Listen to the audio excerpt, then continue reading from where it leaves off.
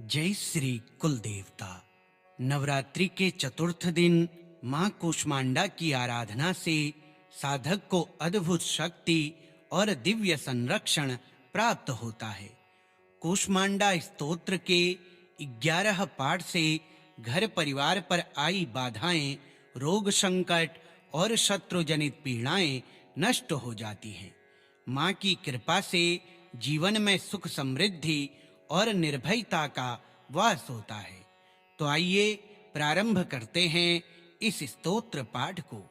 श्री कूष्मांडा स्तोत्रम्। प्रणमामि कूष्मांडां विश्वस्य जननीं शुभाम् अष्टसिद्धिप्रदां देवीं ब्रह्माण्डस्य कारणम्। आद्यशक्त्यां स्थिता देवी त्वं हि शक्तिप्रदायिनी। तव हास्येन सम्भूतो ब्रह्माण्डो हि चराचरः। अष्टभुजां सदा वन्दे नानास्त्रैर्विभूषितां। कमण्डलुधरा हस्ते कमलं वरदायिनी। सिंहारूढा त्वं हि देवी सिंहनादेन गर्जिता। नाशयन्ति सदा पापान् शत्रुभ्यो रक्षिका भवेत्। आरोग्यं देहि मे मातः यशः कीर्तिं च सर्वदा। धनं धान्यं समृद्धं च सर्वं देहि कृपां कुरु। रोगशोकादिदारिद्र्यं नश्यन्तां तव दर्शनात्। सङ्कटानां च नाशोऽस्तु सर्वदा जयदायिनी। विद्यां देहि मतिं देहि देहि वाञ्छितं वरम्। तव चरणौ नमामि त्वं कूष्माण्डे शुभकारिणी। यः पठे स्तोत्रमेतद्धि भक्तिभावेन मानवः। कूष्माण्डा कृपा तस्य भवेद्धि सर्वसिद्धिदा। प्रणमामि कूष्माण्डां विश्वस्य जननीं शुभाम् अष्टसिद्धिप्रदां देवीं ब्रह्माण्डस्य कारणम्। आद्यशक्त्यां स्थिता देवी त्वं हि शक्तिप्रदायिनी। तव हास्येन सम्भूतो ब्रह्माण्डो हि चराचरः। अष्टभुजां सदा वन्दे नानास्त्रैर्विभूषितां। कमण्डलुधरा हस्ते कमलं वरदायिनी। सिंहारूढा त्वं हि देवी सिंहनादेन गर्जिता। नाशयन्ति सदा पापान् शत्रुभ्यो रक्षिका भवेत्। आरोग्यं देहि मे मातः यशः कीर्तिं च सर्वदा। धनं धान्यं समृद्धं च सर्वं देहि कृपां कुरु। रोगशोकादिदारिद्र्यं नश्यन्तां तव दर्शनात्। सङ्कटानां च नाशोऽस्तु सर्वदा जयदायिनी। विद्यां देहि मतिं देहि देहि वाञ्छितं वरम्। तव चरणौ नमामि त्वं कूष्माण्डे शुभकारिणी। यः पठे स्तोत्रमेतद्धि भक्तिभावेन मानवः। कूष्माण्डा कृपा तस्य भवेद्धि सर्वसिद्धिदा। प्रणमामि कूष्माण्डां विश्वस्य जननीं शुभाम् अष्टसिद्धिप्रदां देवीं ब्रह्माण्डस्य कारणम्। आद्यशक्त्यां स्थिता देवी त्वं हि शक्तिप्रदायिनी। तव हास्येन सम्भूतो ब्रह्माण्डो हि चराचरः। अष्टभुजां सदा वन्दे नानास्त्रैर्विभूषितां। कमण्डलुधरा हस्ते कमलं वरदायिनी सिंहारूढा त्वं हि देवी सिंहनादेन गर्जिता नाशयन्ति सदा पापान् शत्रुभ्यो रक्षिका भवेत् आरोग्यं देहि मे मातः यशः कीर्तिं च सर्वदा धनं धान्यं समृद्धं च सर्वं देहि कृपां कुरु रोगशोकादिदारिद्र्यं नश्यन्तां तव दर्शनात् संकटानां च नाशोऽस्तु सर्वदा जयदायिनी विद्यां देहि मतिं देहि देहि वाञ्छितं वरं तव चरणौ नमामि त्वं कूष्माण्डे शुभकारिणी यः पठे स्तोत्रमेतद्धि भक्तिभावेन मानवः कूष्माण्डा कृपा तस्य भवेद्धि सर्वसिद्धिदा प्रणमामि कूष्माण्डां विश्वस्य जननीं शुभाम् अष्टसिद्धिप्रदां देवीं ब्रह्माण्डस्य कारणम् आद्यशक्त्यां स्थिता देवी त्वं हि शक्तिप्रदायिनी तव हास्येन सम्भूतो ब्रह्माण्डो हि चराचरः अष्टभुजां सदा वन्दे नानास्त्रैर्विभूषितां कमण्डलुधरा हस्ते कमलं वरदायिनी सिंहारूढा त्वं हि देवी सिंहनादेन गर्जिता नाशयन्ति सदा पापान् शत्रुभ्यो रक्षिका भवेत् आरोग्यं देहि मे मातः यशः कीर्तिं च सर्वदा धनं धान्यं समृद्धं च सर्वं देहि कृपां कुरु रोगशोकादिदारिद्र्यं नश्यन्तां तव दर्शनात् संकटानां च नाशोऽस्तु सर्वदा जयदायिनी विद्यां देहि मतिं देहि देहि वाञ्छितं वरं तव चरणौ नमामि त्वं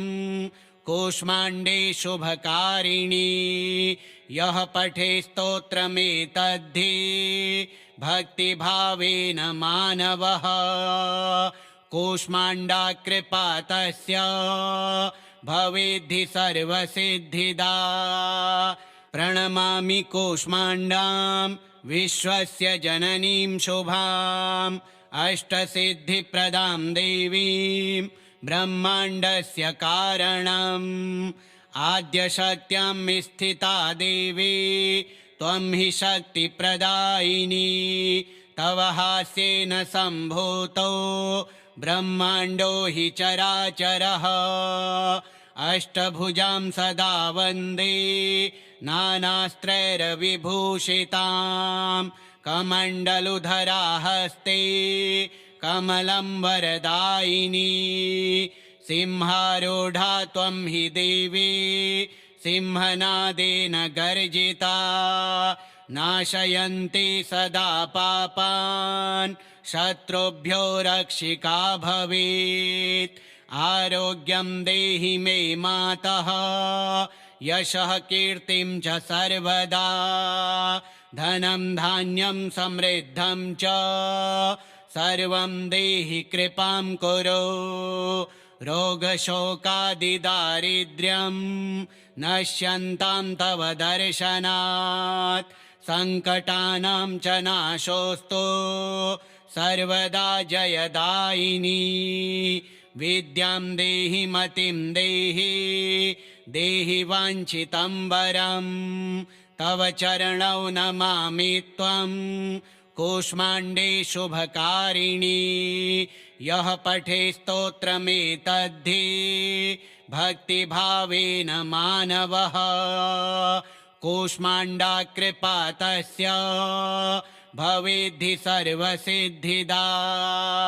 प्रणमामि कूष्माण्डां विश्वस्य जननीं शुभाम् अष्टसिद्धिप्रदां देवीं ब्रह्माण्डस्य कारणम्।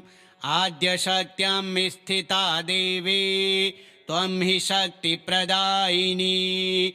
तव हास्येन सम्भूतो ब्रह्माण्डो हि चराचरः। अष्टभुजां सदा वन्दे नानास्त्रैर्विभूषितां। कमण्डलुधरा हस्ते कमलं वरदायिनी। सिंहारूढा त्वं हि देवी सिंहनादेन गर्जिता। नाशयन्ति सदा पापान् शत्रुभ्यो रक्षिका भवेत्। आरोग्यं देहि मे मातः यशः कीर्तिं च सर्वदा। धनं धान्यं समृद्धं च सर्वं देहि कृपां कुरु। रोगशोकादिदारिद्र्यं नश्यन्तां तव दर्शनात्। सङ्कटानां च नाशोऽस्तु सर्वदा जयदायिनी। विद्यां देहि मतिं देहि देहि वाञ्छितं वरं। तव चरणौ नमामि त्वं कूष्माण्डे शुभकारिणी। यः पठे स्तोत्रमेतद्धि भक्तिभावेन मानवः कूष्माण्डा कृपा तस्य भवेद्धि सर्वसिद्धिदा। प्रणमामि कूष्माण्डां विश्वस्य जननीं शुभाम् अष्टसिद्धिप्रदां देवीं ब्रह्माण्डस्य कारणम्। आद्यशक्त्यां स्थिता देवी त्वं हि शक्तिप्रदायिनी। तव हास्येन सम्भूतो ब्रह्माण्डो हि चराचरः। अष्टभुजां सदा वन्दे नानास्त्रैर्विभूषितां। कमण्डलुधरा हस्ते कमलं वरदायिनी। सिंहारूढा त्वं हि देवी सिंहनादेन गर्जिता। नाशयन्ति सदा पापान् शत्रुभ्यो रक्षिका भवेत्।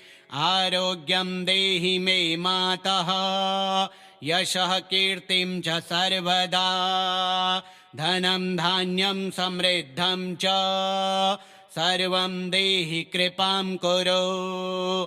रोगशोकादिदारिद्र्यं नश्यन्तां तव दर्शनात्। सङ्कटानां च नाशोऽस्तु सर्वदा जयदायिनी। विद्यां देहि मतिं देहि देहि वाञ्छितं वरं। तव चरणौ नमामि त्वं कूष्माण्डे शुभकारिणी। यः पठे स्तोत्रमेतद्धि भक्तिभावेन मानवः कूष्माण्डा कृपा तस्य भवेद्धि सर्वसिद्धिदा। प्रणमामि कूष्माण्डां विश्वस्य जननीं शुभाम् अष्टसिद्धिप्रदां देवीं ब्रह्माण्डस्य कारणम्। आद्यशक्त्यां स्थिता देवी त्वं हि शक्तिप्रदायिनी। तव हास्येन सम्भूतो ब्रह्माण्डो हि चराचरः। अष्टभुजां सदा वन्दे नानास्त्रैर्विभूषितां। कमण्डलुधरा हस्ते कमलं वरदायिनी। सिंहारूढा त्वं हि देवी सिंहनादेन गर्जिता। नाशयन्ति सदा पापान् शत्रुभ्यो रक्षिका भवेत्। आरोग्यं देहि मे मातः यशः कीर्तिं च सर्वदा। धनं धान्यं समृद्धं च सर्वं देहि कृपां कुरु। रोगशोकादिदारिद्र्यं नश्यन्तां तव दर्शनात् सङ्कटानां च नाशोऽस्तु सर्वदा जयदायिनी विद्यां देहि मतिं देहि देहि वाञ्छितं वरं तव चरणौ नमामि त्वं कूष्माण्डे शुभकारिणी यः पठे स्तोत्रमेतद्धि भक्तिभावेन मानवः कूष्माण्डा कृपा तस्य भवेद्धि सर्वसिद्धिदा प्रणमामि कूष्माण्डां विश्वस्य जननीं शुभाम् अष्टसिद्धिप्रदां देवीं ब्रह्माण्डस्य कारणम् आद्यशक्त्यां स्थिता देवी त्वं हि शक्तिप्रदायिनी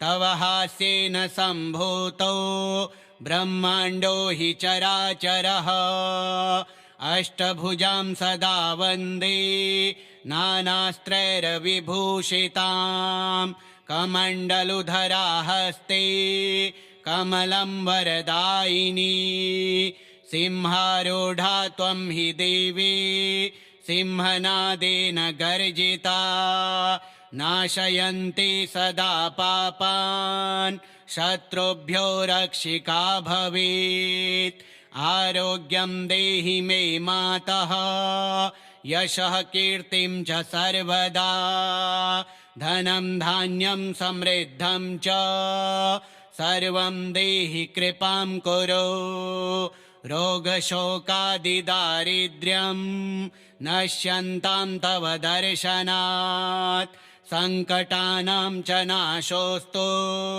सर्वदा जयदायिनी विद्यां देहि मतिं देहि देहि वाञ्छितं वरं तव चरणौ नमामि त्वं कूष्माण्डे शुभकारिणी यः पठे स्तोत्रमेतद्धि भक्तिभावेन मानवः कूष्माण्डा कृपा तस्य भवेद्धि सर्वसिद्धिदा प्रणमामि कूष्माण्डां विश्वस्य जननीं शुभाम् अष्टसिद्धिप्रदां देवीं ब्रह्माण्डस्य कारणम् आद्यशक्त्यां स्थिता देवी त्वं हि शक्तिप्रदायिनी तव हास्येन सम्भूतो ब्रह्माण्डो हि चराचरः अष्टभुजां सदा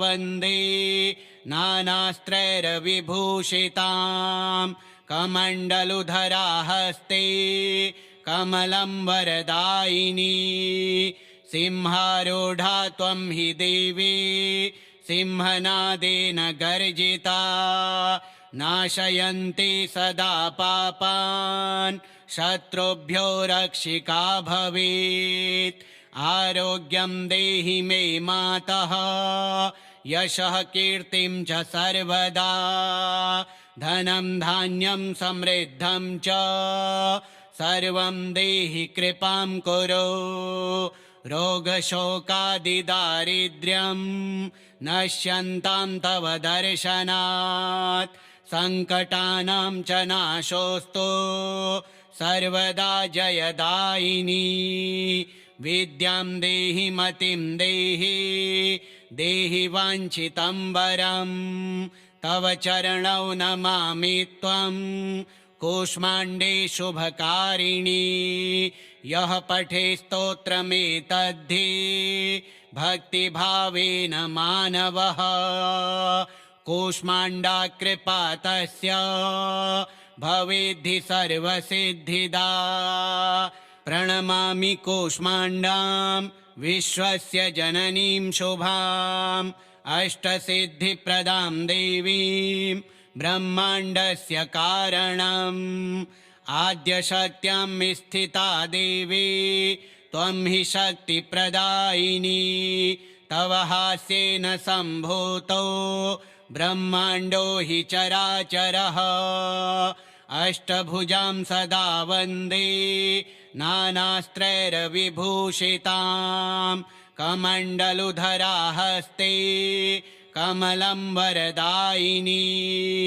सिंहारूढा त्वं हि देवी सिंहनादेन गर्जिता नाशयन्ति सदा पापान् शत्रुभ्यो रक्षिका भवेत् आरोग्यं देहि मे मातः यशः कीर्तिं च सर्वदा धनं धान्यं समृद्धं च सर्वं देहि कृपां कुरु रोगशोकादिदारिद्र्यं नश्यन्तां तव दर्शनात् सङ्कटानां च नाशोऽस्तु सर्वदा जयदायिनी विद्यां देहि मतिं देहि देहि वाञ्छितं वरं तव चरणौ नमामि त्वं कूष्माण्डे शुभकारिणी यः पठे स्तोत्रमेतद्धि भक्तिभावेन मानवः कूष्माण्डा कृपा तस्य भवेद्धि सर्वसिद्धिदा श्रीकूष्माण्डा स्तोत्रम् देवी कूष्माण्डार्पणमस्तु।